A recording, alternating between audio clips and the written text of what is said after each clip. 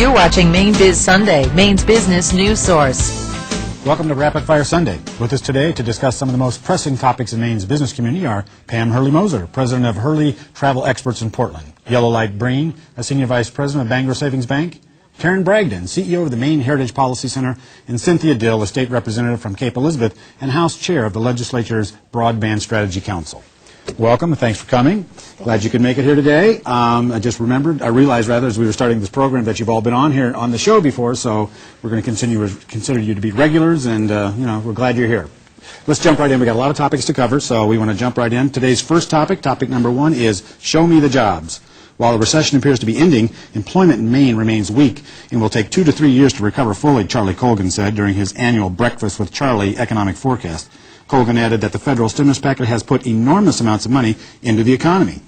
Well, that may be so, but even when we look at the number of jobs created on the federalrecovery.org website, we see that Maine ranks number 46 out of all 50 states in the total number of jobs that have been created. So I guess my question, and I'm going to start with you, Yellow, is can we feel the impacts of the stimulus set? Can you feel it? Well, I'm always stimulated when I'm on this show, Alan.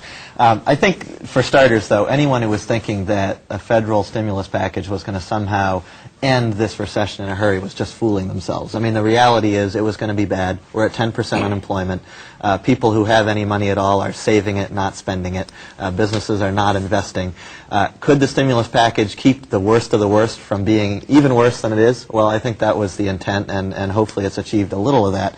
There's one piece of it that I do know something about, and that's the education side of the stimulus funds. One purpose was just to keep the cuts at state and local levels from being truly devastating. And so Maine has and will receive $130 million in stimulus funds to keep local school budgets closer to what they would have been. Despite that, we cut $38 million from school budgets in the middle of the year. It would have been double that number if we hadn't had the federal help. So teachers in the classroom, programs, and the spending that equals at the local level on the school side is at least helped by this package. Right, and that gets to that kind of retaining jobs as opposed to creating jobs. Anybody else? Are you feeling any of the jobs being created in the state? Can you show me what that there are any out there? Have you seen the effects? Well, I know that the road that I take to Augusta every day is paved, and presumably there were people who did it. Okay. So there were certainly jobs created in the 295 improvement project. And I also know that there have been grants awarded to a private company to build a telecommunications infrastructure project. It's going to be roughly $32 million, as well as significant funds to through the Department of Education to utilize the university in creating offshore wind. Right. The combination of those two huge projects will create jobs, but clearly it hasn't.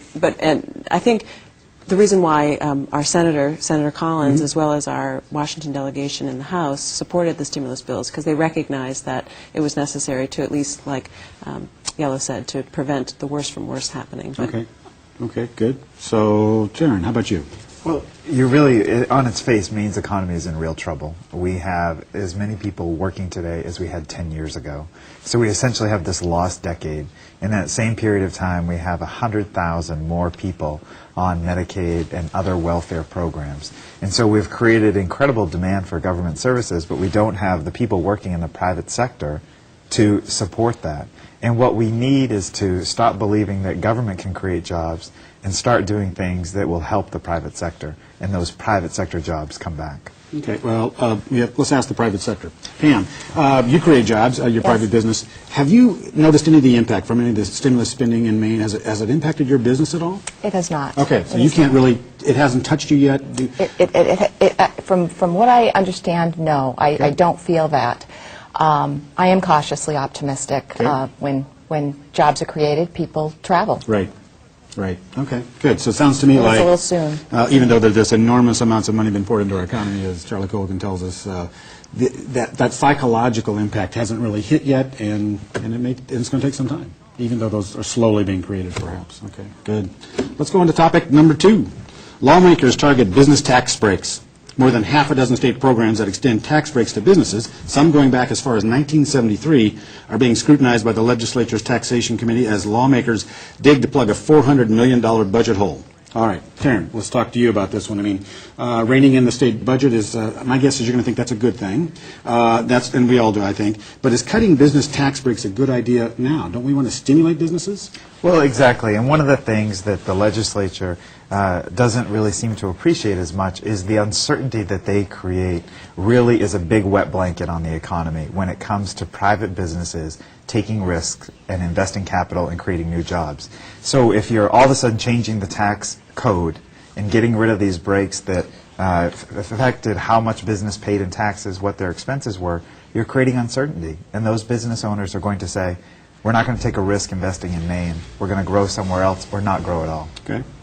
Cynthia. Well, I think when you're looking at cutting $438 million from the budget, it would be irresponsible of the legislature to not have everything on the table, including business tax exemptions or incentives to businesses that are not run well, are not efficient, and not producing jobs or any income. Not all incentives are equal. Exactly. I mean, Okay. there was an independent report done by OPEGA, which is the Office of Policy Evaluation, and they concluded that millions of dollars are actually being wasted on these so-called incentive programs. And so I think everybody would agree that if you had to choose between handing out an inefficient or administrating an inefficient program for businesses as opposed to, helping hungry children in Aroostook County have lunch every day, you'd make those choices. So I believe that everything has to be on the table, including incentives that may not be working for business. Okay. Others? I agree. I think scrutinizing these programs, because I'm not 100% confident that they all make sense. Okay. And I mean, I'm a believer in businesses getting tax cuts, not some businesses getting tax credits, but they do exist. And I think they do need to be fair and equitable and accessible, because I find that some of these companies seem to need to spend tremendous valuable resources just to even have access or to understand them and to get them and to have them be on their radar. Sure. So. Look, I mean, I think we can't be pitting hungry children against a long-term, healthy Maine business economy. We have to find a way out of that box. Maine business is hurting right now.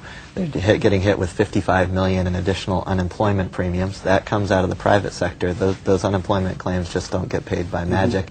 So they're struggling with that. And I think the real issue, as Terrence said, is businesses make investments on a very long-term horizon. Every business person I've talked to over the past decade has said stability about the business climate and the rules and regulations matters way more to us than whether it's a really good business climate or just a so-so one. We need the stability and the predictability when we make a 7, a 15, or even a 40-year long-term investment in capital in Maine. We have to not cut that out of the picture, just despite this short-term crisis. Okay, sounds like the consensus there is, keep the business tax breaks if you can, if they make sense, weigh them in the long-term benefit to the total economic package. So I'm glad I'm not in the legislature. I'm glad you're doing it. Okay, we're going to take a break. We're going to come back, and we're going to cover the next set of issues. So stick with us. Stay with us. We'll be right back with our Rapid Fire Sunday Panel. Maine Biz Sunday is brought to you by Bangor Savings Bank, where you can enjoy free ATMs worldwide.